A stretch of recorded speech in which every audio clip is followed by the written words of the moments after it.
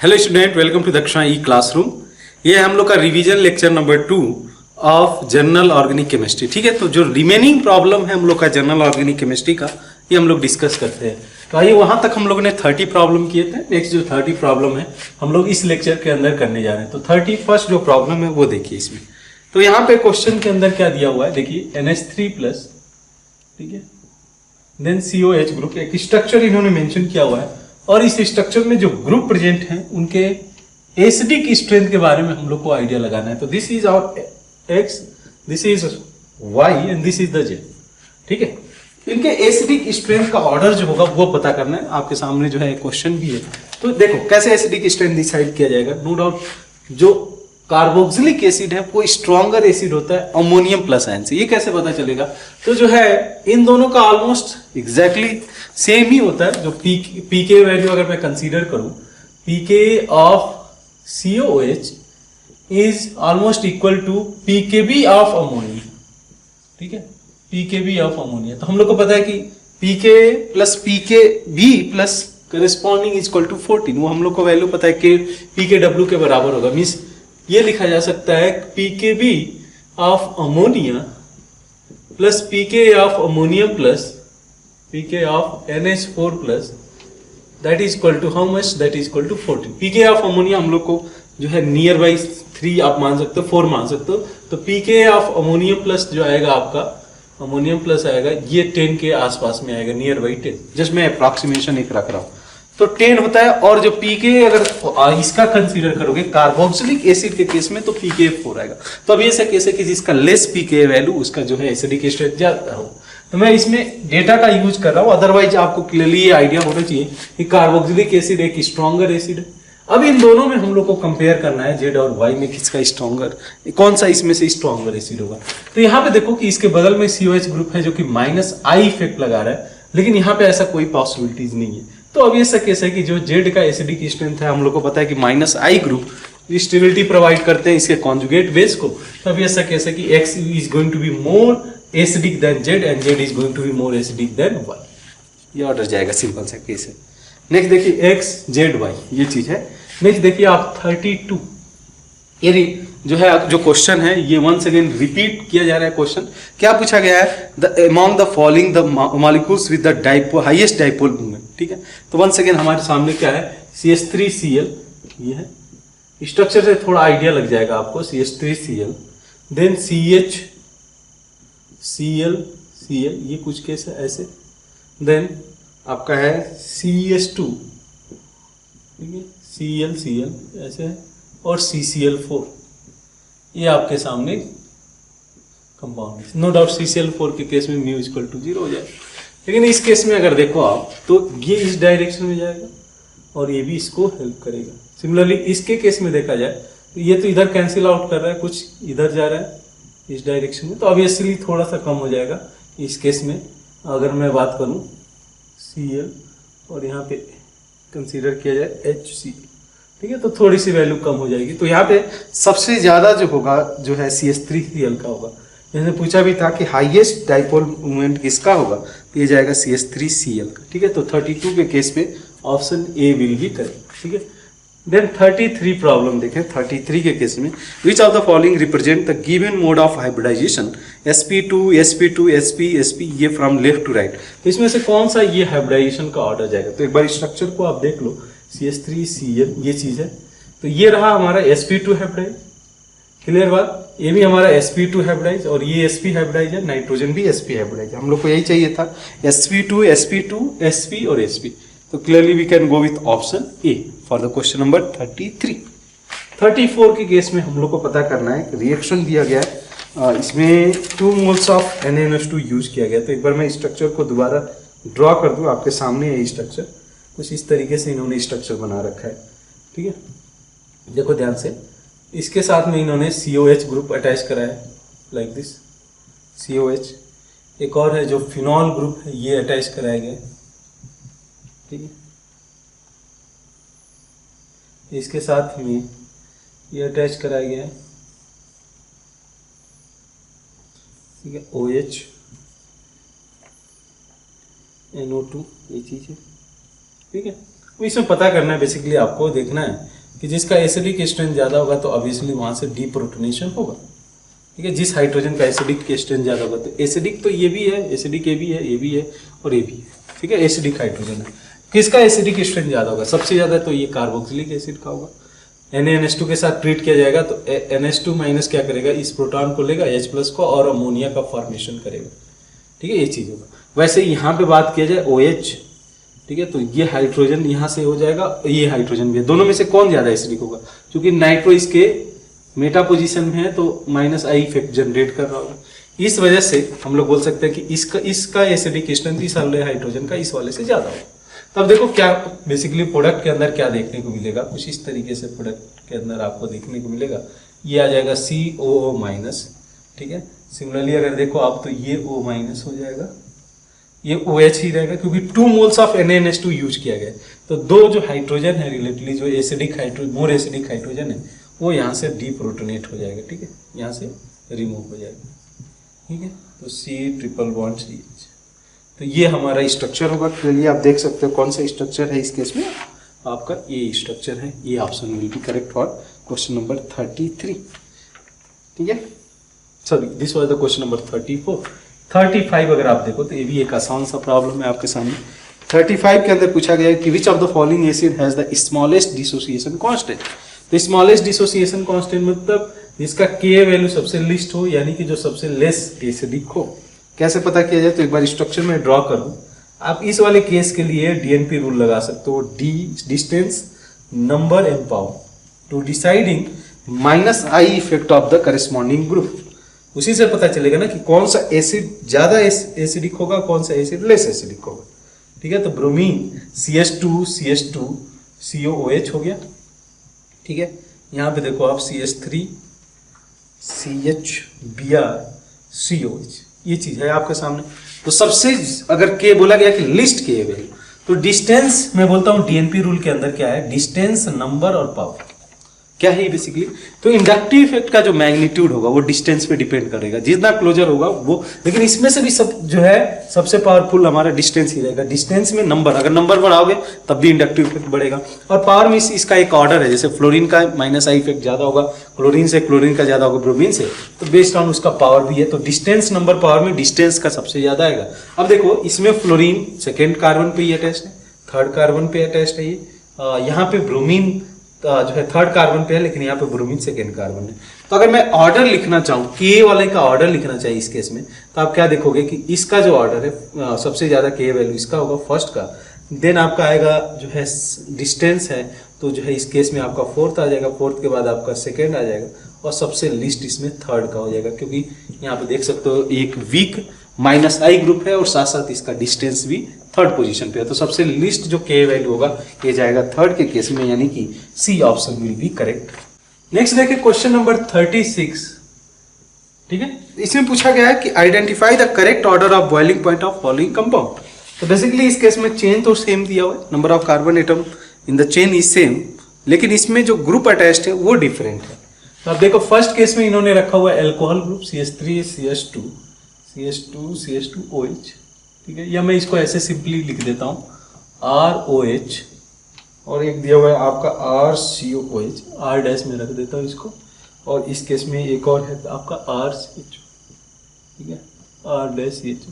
इस केस में आप क्या देखोगे कि जो ये राइट RC_O, बेसिकली आपसे क्वेश्चन के अंदर कंसीडर करना है कि किसमें इंटरमॉलिक्यूलर H बॉन्डिंग ज्यादा हो रही है। तो इस कार्बोक्सिलिक वाले ग्रुप में सबसे ज्यादा इंटरमॉलिक्यूलर H बॉन्डिंग होगी, क्योंकि ये भी ऑक्सीजन इन्वॉल्व होगा और ये वाला जो हाइड्रोजन है ये भी इन्वॉल्व होगा। तो इस वाले केस में जो हाइड्रोजन बॉन्डिंग का ऑर्डर है, लाइक इस तरीके से मैं बोल सकता हूँ कि ऑर्डर ऑफ हाइड्रोजन बॉन्डिंग इसका ज्यादा होगा कंपेयर टू ROH से, और इसका ज्यादा होगा RCHO से, R-CHO से। तो ये ऑर्डर जाएगा हाइड्रोजन बॉन्डिंग का, और यही सेम ऑर्डर चला जाएगा आपका बॉइलिंग पॉइंट का। यानी इस केस में जो आंसर जाएगा 3 फॉलोड बाई 1 फॉलोड बाई 2, यानी कि option B will be correct for question number 36। Now 37 अगर आप देख लो तो 37 के अंदर पूछा गया है कि which of the following compound hydrocarbon has the lowest dipole moment. ठीक है, तो सिस 2 ब्यूटीन ये रहा। ठीक है, सिस 2 ब्यूटीन देन 2 ब्यूटाइन ये है। तो इस केस में ये लीनियर होगा, तो लीनियर होगा तो अब ऐसा केस है कि ये इधर डायरेक्शन में जाएगा, ये इधर डायरेक्शन में जाएगा, डाइपोल मोमेंट जीरो हो जाएगा। इस केस में जीरो नहीं होगा, ठीक है, कुछ वैल्यू होगा बट जीरो नहीं होगा। 1 ब्यूटाइन की बात कर ले तो 1 ब्यूटाइन के केस में क्या देखने को मिलेगा, CH, और यहाँ पे डाइपोल मोमेंट का डायरेक्शन ऐसे जाएगा, मतलब नेट डाइपोल मोमेंट इस केस में भी जीरो नहीं होगा। और लास्ट का केस इन्होंने रखा हुआ है, that is CH2, D option देखिए, CH2 double bond CH, C triple bond CH। तो इस केस में क्या होगा कि ये इस डायरेक्शन में जाएगा और ये इस डायरेक्शन में, थोड़ा कैंसिल आउट करेंगे, बट यहाँ पे ऐसा केस देखने को नहीं मिलेगा। यहाँ पे मतलब नेट जीरो नहीं होगा इस केस में, mu is not equal to zero, इसमें जीरो हो जाएगा। तो इस केस में बोला गया कि which have the lowest dipole moment, clearly we can go with option P। और क्वेश्चन नंबर 38 की बात करें, 38 the correct order of basicity of following compound, ठीक है। तो बेसिसिटी अगर आप कंसीडर करते हो, इसमें एक एक केसेस कंसीडर कर लें, NH, NH2, ठीक है, उसी तरीके से CH3, CH2, NH2, ठीक है, NH, CH3, CH3, ठीक है, और यहाँ पे CH3, CO, NH2, ये चीज़ है आपके सामने। अब देखो इस केस में क्या देखने को मिलेगा कि ये नाइट्रोजन का जो लोन पेयर है, ठीक है, यहाँ पे ये प्लस एम इफेक्ट दिखाएगा, जिसकी वजह से ये नाइट्रोजन की जो बेसिक स्ट्रेंथ होगी ये ज़्यादा होगी, क्योंकि ये लोकलाइज था और प्लस इसके साथ साथ में इसका प्लस एम इफेक्ट भी काम कर रहा है, जिसकी वजह से इसका जो बेसिक स्ट्रेंथ होगा ज़्यादा होगा। ये जो हम लोग का गुआनिडीन फैमिली है या अमीडीन है वो कंपाउंड है, तो फर्स्ट का सबसे ज़्यादा होगा। फर्स्ट के बाद इसमें देखो सबसे लीस्ट तो ये होगा, क्योंकि इसका जो है D localise loan pair of electron है, फर्स्ट सबसे ज़्यादा। अब इन दोनों केस में किसका ज़्यादा जाएगा, तो सेकेंडरी का ज़्यादा जाता है, तो फर्स्ट के बाद 3 के बाद 2 के बाद सबसे लिस्ट हो जाएगा 4। तो 38 के केस में option B will be correct. Now question number जो है 39 आप देखिए, तो 39 में बोला गया है 39 के केस में कि among the following the strongest base, इसमें से स्ट्रॉन्गेस्ट बेस कौन सा होगा। तो कौन कौन सा ऑप्शन है, C6H5NH2 जिसमें D localise loan pair of electron है।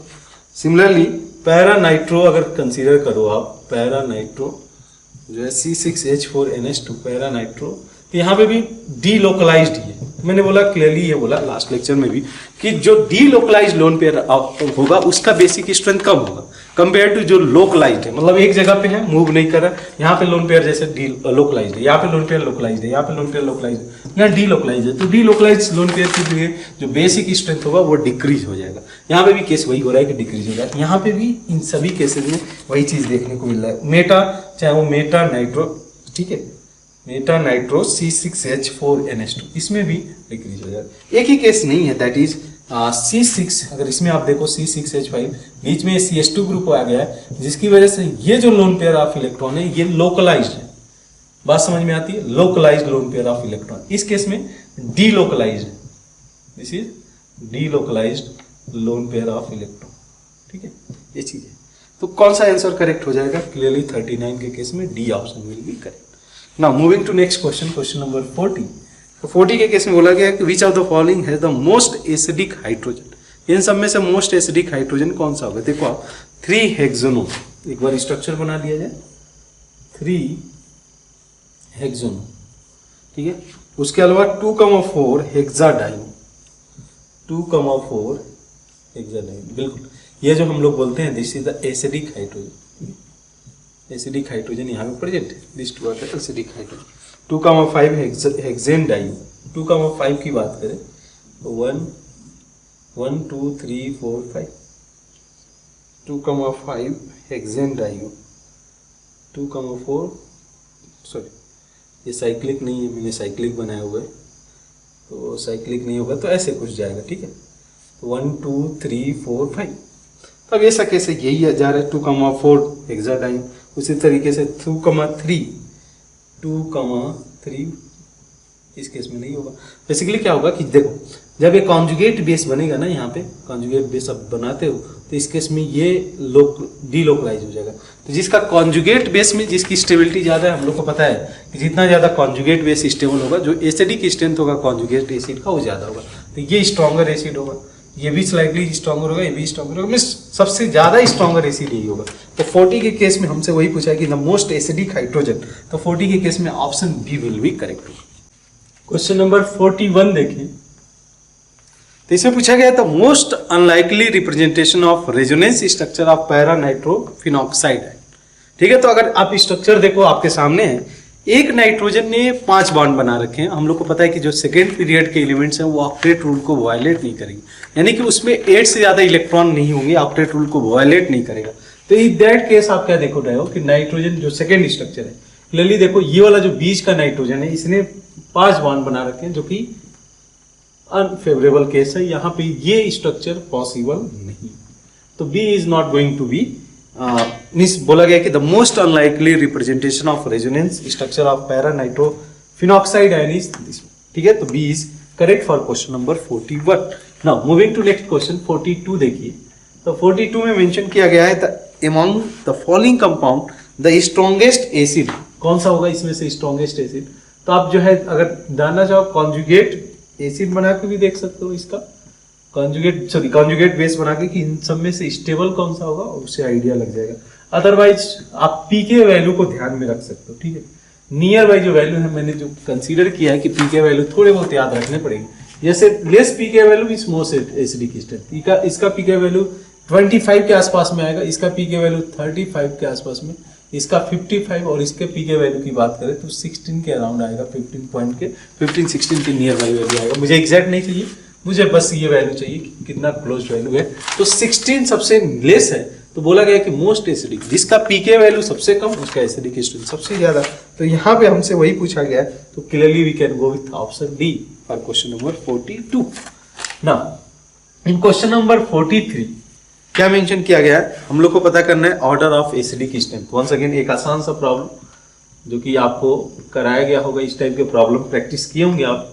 ये रहा हम लोग का phenol OH CH3, then nitro at meta position जो कि -I इफेक्ट लगाएगा केवल, और नाइट्रो एट पैरा पोजीशन जो कि -M भी लगाएगा और -I इफेक्ट भी काम करेगा। ठीक है, तो अब ये ऐसा केस है कि हम लोग बोलते थे कि जितना ज्यादा इलेक्ट्रॉन विड्रॉ किया जाएगा, इसका जो कॉन्जुगेट फिनॉक्साइड आयन होगा, कॉन्जुगेट बेस जो कि फिनॉक्साइड आयन होगा, उसकी स्टेबिलिटी ज्यादा होगी। अगर कॉन्जुगेट बेस जितना ज्यादा स्टेबल होगा, कॉन्जुगेट एसिड का एसिडिक स्ट्रेंथ उतना ज्यादा होगा। ठीक है, तो स्टेबिलिटी जिसका ज्यादा, तो इस केस में वही देखने को मिलेगा कि जो फिनॉक्साइड आयन है नाइट्रो ग्रुप की वजह से इसको स्टेबिलिटी मिलेगी। तो यहाँ पे अगर हम लोग देखें तो सबसे ज्यादा जो एसिडिक स्ट्रेंथ शो करेगा 4 दिखाएगा, 4th के बाद 3rd दिखाएगा, 3rd के बाद 1st आएगा, क्योंकि CH3 तो हाइपर कॉन्जुगेशन इफेक्ट लगा रहा है, तो 3rd आ जाएगा, 1st देन 2nd, ये चीज है। 4th 3rd 1st 2nd ये चीज देखने को मिलेगा। तो जो है 43 के केस में option D will be correct. ठीक, now moving to next question 44। इसमें आपसे बोला गया है कि बेस के बारे में आइडिया लगाना है कि बेस कौन सा होगा। तो आप चाहो तो इसके जैसे OH- हो गया, NH2- हो गया, HC ट्रिपल बॉन्ड C- हो गया, एंड CH3 CH2- हो गया। ठीक है, तो इस केस में क्या करना है, आप देखो, आपको पता करना है कि बेसिक स्ट्रेंथ का ऑर्डर किया जाएगा। कैसे आइडिया लगाया जा सकता है कि इसका कॉन्जुगेट एसिड बना के देख लो, इसका वाटर होगा, इसका अमोनिया होगा, इसका HC ट्रिपल बॉन्ड CH होगा, और ये हो गया CH3। ठीक है, अब इसका पीके वैल्यू, जिसका देखो पीके वैल्यू अगर देखें एक बार मैं बता देता हूँ, 15.7, 35, 25, 55, ये नियर बाई वैल्यू आप याद रखो तो इजीली प्रॉब्लम हो जाएगा। जिसका कॉन्जुगेट एसिड जितना स्ट्रॉन्गर होगा, कॉन्जुगेट बेस उतना ही वीकर बेस कहलाएगा। समझ में आ रहा है, जितना ज्यादा स्ट्रॉन्गर कॉन्जुगेट एसिड उतना ही वीकर उसका कॉन्जुगेट बेस। तो यहाँ पे सबसे ज्यादा स्ट्रॉन्गर H2 है, तो अभी ऐसा केस है सबसे वीकेस्ट बेस OH- होगा। इन सभी केसेस में OH- चला जाएगा। ठीक है, उसके बाद ऑर्डर में आ जाएगा आपका C ट्रिपल C, इसका ज्यादा होगा कंपेयर टू अमोनिया, फिर आ जाएगा अमोनिया के बाद यहाँ से CH3 CH2-, ये ऑर्डर जाएगा। अब देख सकते हो इस केस में ऑर्डर क्या है, this one greater than NH2-, और this is the NH2-, followed by this one acetylene ion, और फिर ये जो है हाइड्रोक्साइड है। तो कौन सा ऑप्शन करेक्ट हो जाएगा, option A will be correct for question number 44। Now in 45 देखो आप, क्वेश्चन नंबर 45 के अंदर the hybridization of carbon atom in the carbon carbon single bond, तो जो सिंगल बॉन्ड है कार्बन कार्बन के बीच में, उसका हम लोग को हाइब्रिडाइजेशन पता करना है। ठीक है। तो सिंगल सिंगल बॉन्ड तो यही है, ये हाइब्रिडाइजेशन हो जाएगा sp, ये हो जाएगा sp2। अब इससे आसान प्रॉब्लम हमें नहीं मिल सकता, ठीक है। सिंगल सिंगल बॉन्ड के बीच में जो हाइब्रिडाइजेशन होगा, तो कौन सा आंसर करेक्ट हो जाएगा? sp and sp2, hybridization of carbon atom in carbon carbon single bond. तो sp और sp2, clearly we can go with option C, ठीक है। बोला गया कि 46 भी यही देख लेते हैं। 46 के अंदर पूछा गया है कि among the following the most basic compound, तो कौन कौन सा दिया हुआ है इसमें? आपको दिया हुआ है benzylamine, this is the benzylamine. Once again वही सेम कहानी है जो आपको अभी मेंशन किया गया था कि लोकलाइज जो होगा, जैसे यहाँ पे लोकलाइज्ड है, ये डीलोकलाइज्ड है, तो लोकलाइज का बेसिक स्ट्रेंथ ज्यादा होगा। एसिटा एनिलाइड, अब ये क्या है? एसिटा एनिलाइड क्या है? ये हम लोग ऐसा लेते हैं NH, इसको बोलते हैं एसिटा एनिलाइड, ठीक है। ये नाइट्रोजन का लोन पेयर वैसे ही डीलोकलाइज्ड है। फिर आपका पैरा नाइट्रोएनिलीन, पैरा नाइट्रोएनिलीन, इसमें पूछा क्या है आपसे? पूछा गया which of the following is going to be the most basic, no doubt benzylamine, क्योंकि यहाँ पे लोकलाइज है, अदर के केस में delocalize lone pair of electron है। तो 46 के केस में आप बोल सकते हो कि option A will be correct. Next देखते हैं क्वेश्चन नंबर 47।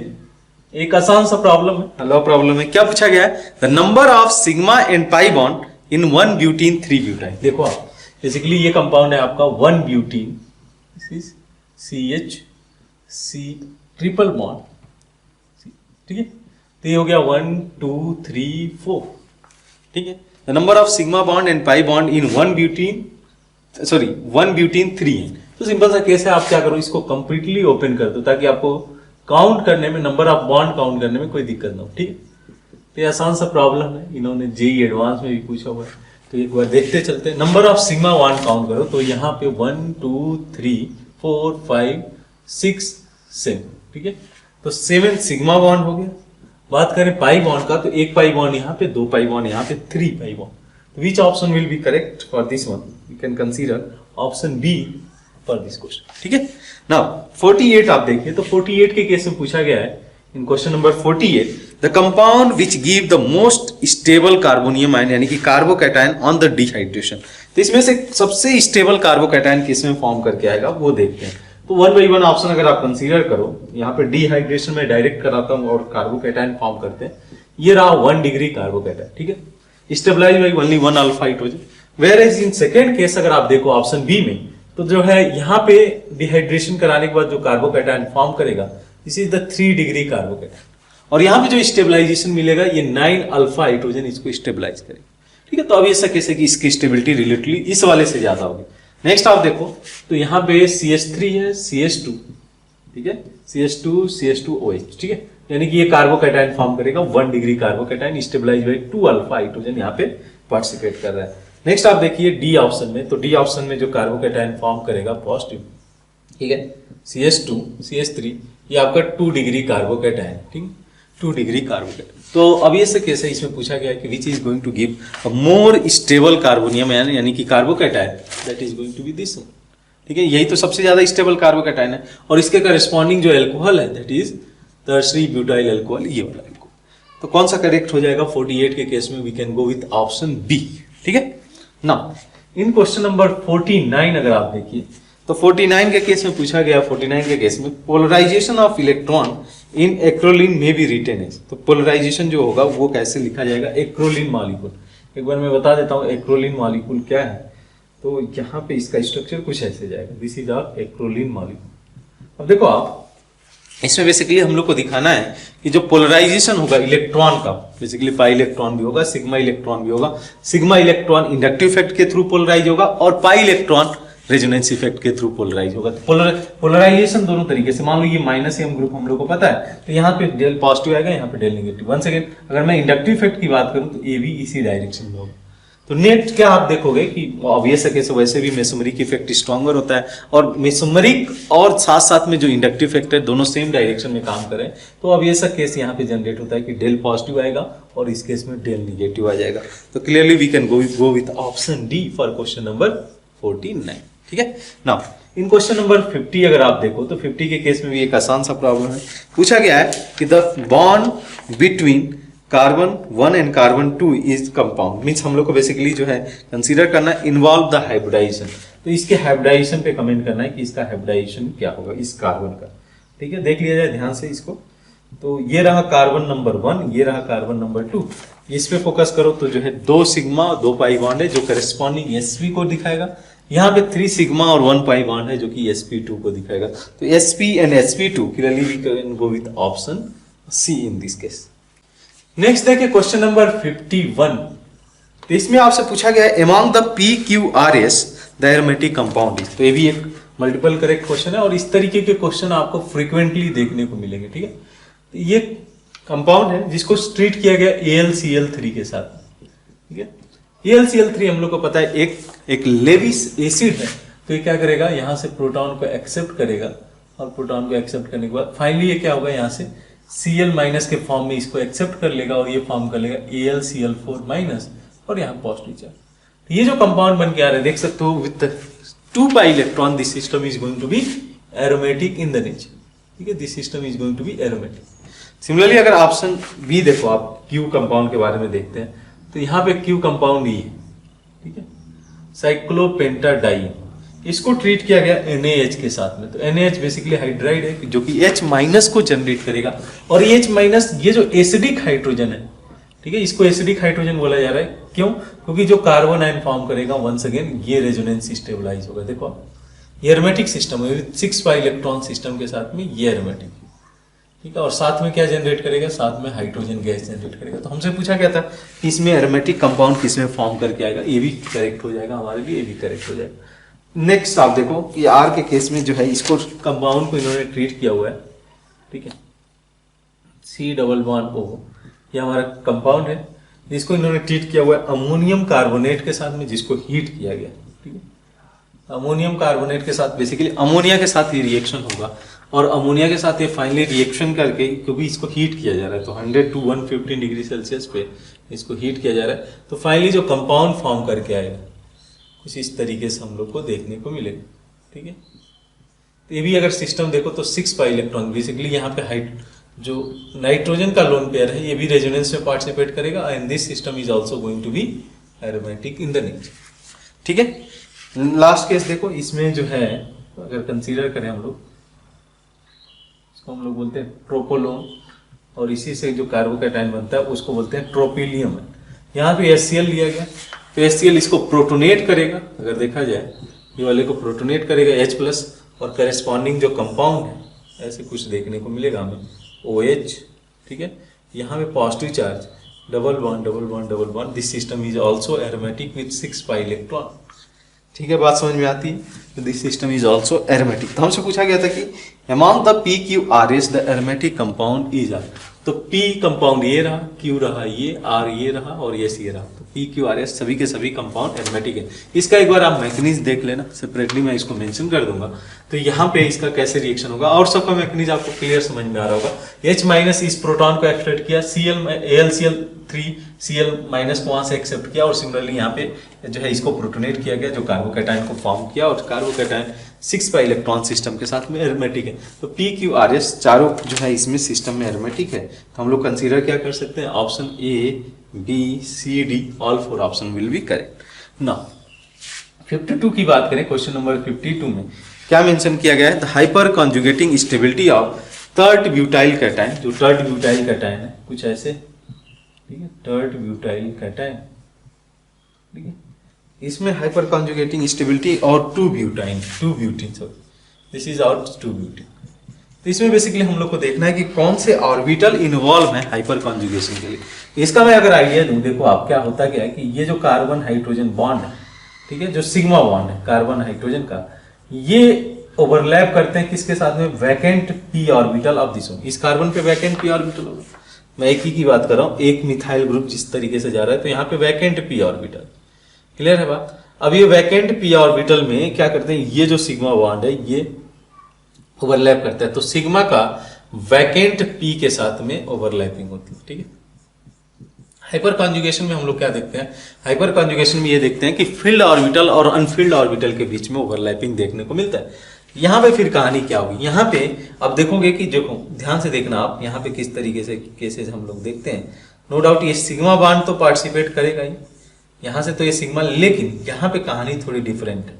डिफरेंट ऐसे है कुछ, जैसे आपने लिया CH3, ठीक है, सॉरी CH, ये रहा CH3, यहाँ पे एक पाई बॉन्ड का फॉर्मेशन होगा due to overlapping of p orbital, ठीक है, this is the pi bond, और इसके परपेंडिकुलर एक वैकेंट ऑर्बिटल फॉर्म करके आएगा जो कि कहलाएगा पाई स्टार ऑर्बिटल, ठीक है। ये मतलब अगर मैं इसको रिप्रेजेंट नहीं करने जा रहा हूं, बट हाँ एक वैकेंट पाई स्टार ऑर्बिटल होगा। अब बोलोगे कि सर ये पाई स्टार कहां से है, जैसे ये समझ सकते हो कि दो p ऑर्बिटल हैं और दोनों p ऑर्बिटल के बीच में अगर ओवरलैपिंग हो रहा है, तो अगर ओवरलैपिंग होगा तो कंस्ट्रक्टिव ओवरलैपिंग से आपको क्या देखने को मिलेगा, पाई, और डिस्ट्रक्टिव ओवरलैपिंग से आपको देखने को मिलेगा पाई स्टार। अब दोनों जो इलेक्ट्रॉन है, ये इलेक्ट्रॉन पाई में एंटर कर जाएंगे, पाई स्टार वैकेंट रह जाएगा।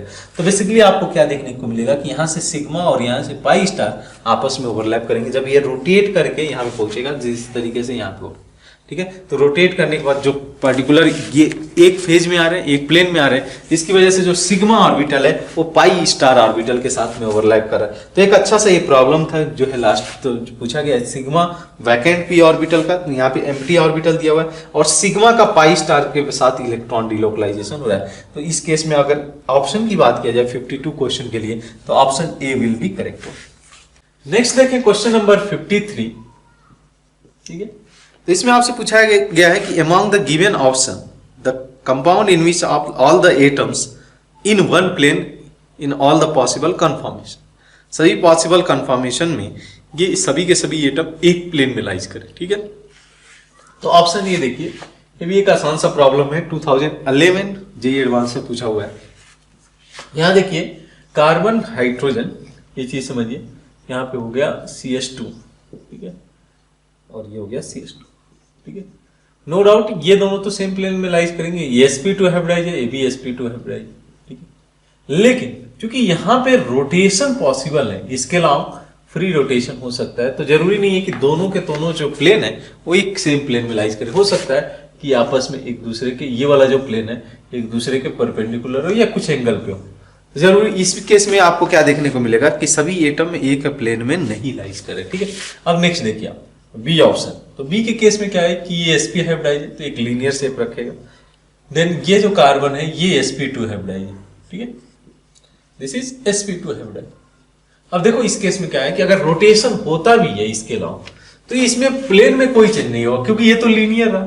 अब लीनियर है तो ये घुमाओगे भी तो जो एटम होंगे सभी के सभी एटम एक ही प्लेन में लाइज करेंगे, जितना भी रोटेशन करा दोगे। ये तो एक लाइन है, लाइन जो है अगर रोटेशन भी कराते हो तो लाइन तो एक ही उसी प्लेन में लाइज करेगा ना। तो this is going to be a correct answer. उसके अलावा देख लें तो जो है आपका दिया हुआ है CH2 C double bond O, ये है आपका कीटीन मॉलिक्यूल जिसको हम लोग बोलते हैं।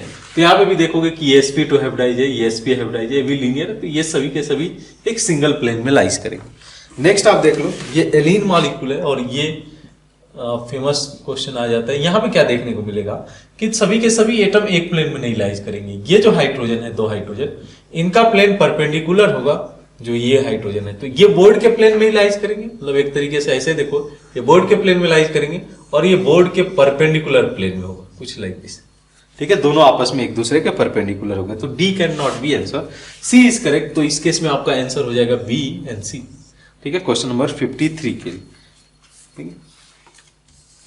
नेक्स्ट देखें 54, ये भी एक इंटरेस्टिंग सा प्रॉब्लम है। 54 के केस में ये 2010 का प्रॉब्लम है। इन्होंने न्यूमैन प्रोजेक्शन फॉर्मूला दे रखा है 2,2 डाइमिथाइल ब्यूटेन का। देखना आप, ये रहा CH3 Y CH3, ठीक है, यहाँ पे X और यहाँ पे आपका है हाइड्रोजन, ठीक है। किसके स्ट्रक्चर की बात करें, 2,2 डाइमिथाइल ब्यूटेन, 2,2 डाइमिथाइल ब्यूटेन। तो इसको ओपन कर लेना ज्यादा सही रहेगा कि थोड़ा और ज्यादा आइडिया लग जाएगा आपको। CH3 इधर दिखेगा, CH3 इधर, Y इस तरीके से, X और हाइड्रोजन, ठीक है। यहाँ से एग्जैक्टली थोड़ा सा आइडिया लगा जा सकता है। बोला गया कि X and Y can be, तो हम लोग रख लेते हैं X और पहला ऑप्शन रखते हैं हाइड्रोजन और हाइड्रोजन। फर्स्ट ऑप्शन में क्या दिया हुआ है, hydrogen, X can be hydrogen, Y can be hydrogen. तो इसमें देखो आप क्या ये आंसर आ रहा है 2,2 डाइमिथाइल ब्यूटेन। देखो आप 1 2 3, ये तो नहीं आएगा, आंसर नहीं हो सकता है बिकॉज ये तो प्रोपेन पे ही लिमिटेड हो गया। तो ये फिर से हटा देते हैं, ठीक है। चाहे इसको हम लोग ऐसे ही कर देते हैं, ये आंसर नहीं हो सकता है, ठीक है। नेक्स्ट चलते हैं। तो यहाँ पे x और y की बात है, तो x और y को रिप्लेस करते हैं, ठीक है। y को क्या रखा गया, जो है C2H5, ठीक है। इसको ओपन कर दो आप, CH2CH3, क्योंकि इसमें थोड़ा विजुअलाइज करना हमारे लिए इजी है। और x को इन्होंने हाइड्रोजन रखा हुआ है, ठीक है। दिस इज आवर स्ट्रक्चर, ठीक है। तो इसको कैसे देखा जाए, 1 2 3 4 ये नंबरिंग जाएगी। ये भी तो पूरा मिथाइल ग्रुप है, तो 2,2 डाइमिथाइल ब्यूटेन बिल्कुल करेक्ट है। ये जो है हमारा करेक्ट आंसर है। नेक्स्ट आप देख लो, सिमिलरली इसी में चेंजेस कर दें हम लोग, CH3 और हम लोग Y को ले लेते हैं। यहाँ पे Y को मेंशन किया गया है हाइड्रोजन, और X को मेंशन किया गया है CH2CH3 और हाइड्रोजन, ये इस तरीके से, ठीक है। अब इसमें आप देखो तो केस क्या बन के आएगा, 1 2 3 4 5, ये तो पेंटेन हो गया, ये भी आंसर नहीं हो सकता है, ठीक है। थोड़ा सा और मॉडिफिकेशन करते हैं इसमें, जो है लास्ट केस कंसीडर करो आप। तो x जो है आपका CH3 है, y भी CH3 है, तो ये हो जाएगा CH3, ये हो गया CH3। यहाँ पर आपका जो है CH3 ग्रुप है, हाइड्रोजन है, हाइड्रोजन, ठीक है। यहाँ पे अगर हम लोग कंसीडर करें 1 2 3 4 2,2 डाइमिथाइल ब्यूटेन, ठीक है, दैट इज करेक्ट ओनली। तो जो है आंसर क्या होगा अगर कंसीडर करें 54 के केस में, B and D, this two option will be correct, ठीक है। Now in the question number 55 अगर आप देखिए, तो 55 के केस में बोला गया है the molecules that will have dipole moment are, ठीक है। मतलब डाइपोल मोमेंट कुछ होगा जिसकी वैल्यू कंसीडर किया जा सकता है। तो देखो आप 1 बाई 1, 2,2 डाइमिथाइल प्रोपेन, ठीक है, 2,2 डाइमिथाइल प्रोपेन, ये होगा CH3 2,2 once again CH3 2,2 dimethyl propane, ये, ठीक है। तो टेट्राहेड्रल शेप में होगा, इसका डाइपोल मोमेंट तो 0 होगा, म्यू इक्वल टू 0। नेक्स्ट देखिए ट्रांस 2 पेंटीन, ट्रांस, ठीक है, 2 पेंटीन, ठीक है। तो ये रहा हम लोग का पेंटीन, और इसमें बोला गया कि ट्रांस है, ठीक है, यानी कि एक हाइड्रोजन इधर, एक हाइड्रोजन इधर। तो ऐसा केस है कि इसमें म्यू 0 नहीं होगा, ट्रांस के केस में नहीं होगा, सिस में भी नहीं होगा, ट्रांस में भी नहीं होगा। सिस 2 हेक्सिन, ठीक है, सिस 3 हेक्सिन, सॉरी 1 2 3 4 5 6, ठीक है, 1 2 3 3 हेक्सिन। तो सिस फॉर्म में, ट्रांस में रहता तो 0 होगा, सिस में 0 नहीं होगा, mu is not equal to 0। Structure से समझ सकते हो। वैसे ही 2,2 3,3 टेट्रामिथाइल ब्यूटेन, ठीक है, 2,3 ऐसा है स्ट्रक्चर, यहाँ पे म्यू इक्वल टू 0 हो जाएगा, ठीक है। तो यहाँ पे पूछा गया था in which case dipole moment some have some dipole moment, तो क्लियरली आंसर हो जाएगा B एंड C। समझ में आता है बात, यहाँ पे कैंसिल आउट नहीं हो रहा है, इसका डाइपोल मोमेंट नहीं कैंसिल आउट हो रहा है, इसका ये कैंसिल हो जाएगा, sp3 हाइब्रिडाइज है तो इसमें कैंसिल आउट हो जाएगा, ये भी कैंसिल आउट हो जाएगा। तो यहाँ पे आंसर हो जाएगा आपका B एंड C। नेक्स्ट देखिए क्वेश्चन नंबर 56। तो इसमें एक आसान सा प्रॉब्लम पूछा गया है the compound in which carbon uses it's sp3 hybrid orbital for the bond formation, ठीक है। तो एक बार आप देख लो, ये बेसिकली केमिकल बॉन्डिंग का पार्ट है। तो 1 बाई 1 स्ट्रक्चर अगर हम लोग देखें तो ये रहा हम लोग का फॉर्मिक एसिड, ये जो कार्बन है ये sp2 हाइब्रिडाइज, हम लोग को चाहिए sp3 वाले केस, ठीक है। नेक्स्ट देखो ऑप्शन बी, तो ऑप्शन बी के अंदर ये है आपका NH2, ये हमारा बेसिकली यूरिया मॉलिक्यूल है, ये भी हमारा रह गया sp2, ठीक है। देन आप देखो इस केस में जो है CH3, ठीक है। तो ऐसे भी देख सकते हो, जेई एडवांस के क्वेश्चंस आए हुए हैं, CH3OH, ये रहा हमारा sp3, ठीक है, ये आंसर हो सकता है। और साथ साथ में एक मेंशन किया हुआ है इन्होंने CH3C=OH, ठीक है। एक तो ये sp2 है, लेकिन ये हमारा sp3 है, तो ये दोनों ऑप्शन करेक्ट हो जाएंगे। तो हम लोग जो है 56 के केस में C और D कंसीडर कर सकते हैं 56 क्वेश्चन के लिए। 57 आप देखें तो 57 के केस में मेंशन किया गया है the phenol is less acidic then, जो फिनॉल होगा लेस एसिडिक देन होगा। इससे पहला हम लोग दिया हुआ है एसिटिक एसिड, ठीक है। एसिटिक एसिड रहा ये, इसको ऐसे समझा जा सकता है कि एसिटिक एसिड में जो इसका कॉन्जुगेट बेस बन के आएगा, ये इक्विवेलेंट रेजोनेटिंग स्ट्रक्चर के थ्रू स्टेबलाइज होगा, ठीक है। इस जो है अगर इसका देखा जाए तो -½ चार्ज इस पे शेयर होगा, -½ दोनों ऑक्सीजन अपने ऊपर -½ और -½ रखकर शेयर करें, ठीक है। ये बात समझ में आती है। Phenol is less acidic then acetic acid, ये तो समझ में आता है। पैरामिथॉक्सीफिनॉल नहीं, पैरामिथॉक्सीफिनॉल को अगर आप देखो तो इसमें क्या है कि बेसिकली आपका OH हो गया और OCH3 हो गया। तो अब ऐसे कैसे कि मिथॉक्सी प्लस M ग्रुप है जो कि एसिडिक स्ट्रेंथ को डिक्रीज करेगा ना कि इंक्रीज करेगा। तो this is not going to be more acidic than phenol. C की बात कर लें तो सी के केस में दिया हुआ है paranitrophenol, like this paranitrophenol, this is paranitrophenol. तो ये -M ग्रुप है, -I ग्रुप है, इलेक्ट्रॉन डेंसिटी विथड्रॉ करेगा। In the result the acidic strength of phenol is going to increase. Clear है बात? तो this is going to be more acidic than phenol itself. Ethanol दिया हुआ है, ethanol is not going to be more acidic than phenol, because अगर यहाँ पे देखो इथॉक्साइड आयन है और ethoxide ion is not going to stabilise by resonance, where is phenol is going to stabilise by resonance, या phenoxide ion is going to be stabilise by resonance. तो ये simple सा आइडिया रखना चाहिए हम लोग को कि करस्पॉन्डिंग किस में स्टेबिलिटी ज्यादा हो रहा है, कॉन्जुगेट बेस का, जिसमें कॉन्जुगेट बेस सबसे ज्यादा स्टेबल, कॉन्जुगेट एसिड का उतना ही ज्यादा एसिडिक स्ट्रेंथ होगा उस केस में। पीके वैल्यू की जहां तक बात कर ले तो वहां से भी हम लोग को एक आइडिया मिल जाएगा। जैसे हम लोग एसिटिक एसिड के पीके वैल्यू की बात करें तो ये नियर बाई 3.7 यानी कि 4 के अप्रॉक्सीमेट आता है। देन उसी तरीके से बात करें फिनॉल की तो फिनॉल का जो पीके वैल्यू है ये 10 के अप्रॉक्सीमेट आता है। वैसे ही हम लोग अगर एल्कोहल जो है इथेनॉल की बात करें तो पीके वैल्यू 16 आता है।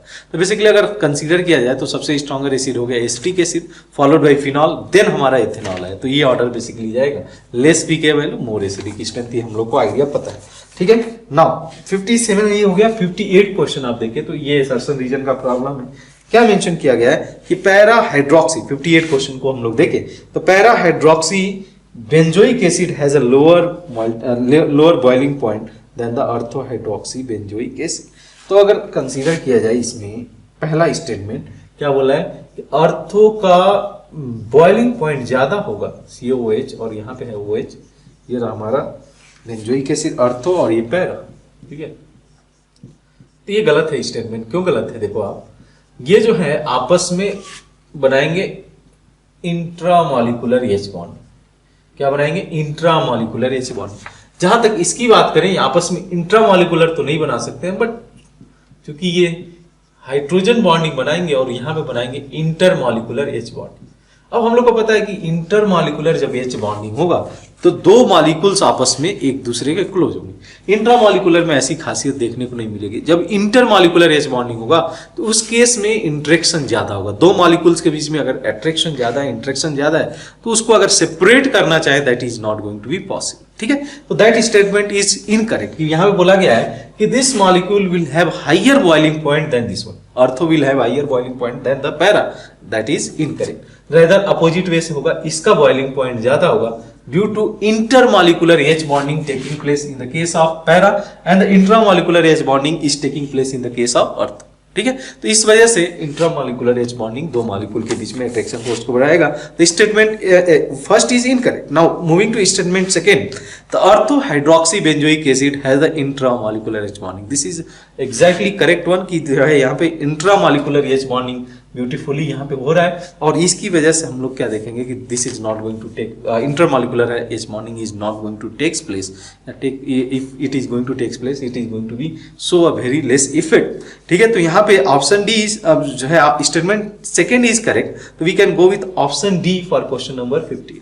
क्लियर बात है, इतनी सी क्लियर बात है। 59 आप देख लो, तो 59 के केस में भी एक सर्सर रीजन प्रॉब्लम है। बोला गया कि para nitrophenol is a stronger acid than the ortho nitrophenol. ऐसा क्यों होगा?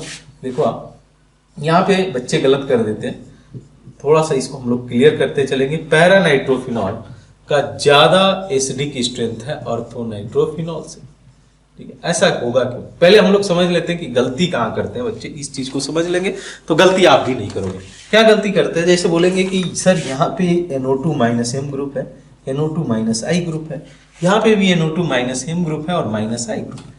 ठीक है, बट कहाँ लग जाता है? हम लोग बोलते हैं कि -I इफेक्ट डिपेंड करता है डिस्टेंस पे। अब जो है NO2 का जो डिस्टेंस है यहाँ पे 1,2 पोजीशन है और यहाँ पे NO2 1,4 पोजीशन है। तो किसी के दिमाग में बिल्कुल क्रिस्टल क्लियर ये चीज आइडिया लगना चाहिए कि -I इफेक्ट तो जो है इसमें स्लाइटली ज्यादा होगा। अगर -I इफेक्ट ज्यादा होगा तो जिसमें इलेक्ट्रॉन विड्रॉइंग नेचर ज्यादा होगा उसका एसिडिक स्ट्रेंथ भी ज्यादा होना चाहिए। ये हम लोग का एक्सपेक्टेशन राइट, बट एक्सपेक्टेशन तो ऑलवेज हम लोग के रियलिटी में नहीं चेंज होता है।